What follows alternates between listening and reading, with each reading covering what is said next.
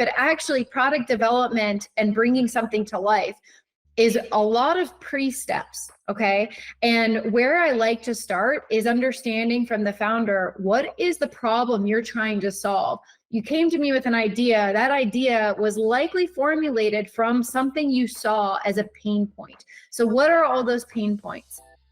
What I like to achieve is then do customer discovery.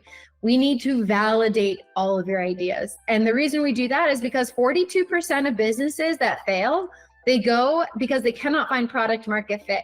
Why can't they find product market fit? Because they don't validate their ideas. They don't find the customer that actually needs and wants it, and then get this virality factor of selling it over and over and over again.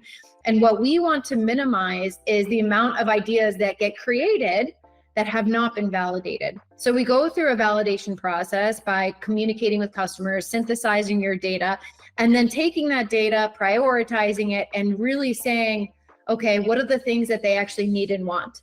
Customers will tell you what they need, but they actually don't know what they need. And it's our job as a founder to see between the lines, to figure out, okay, the solution is actually X. It's not what they thought it was, because they are thinking right single-mindedly in what they are doing, but they can't see the big picture. And our job as founders is to be able to see the 10,000 foot view and the 10-foot view.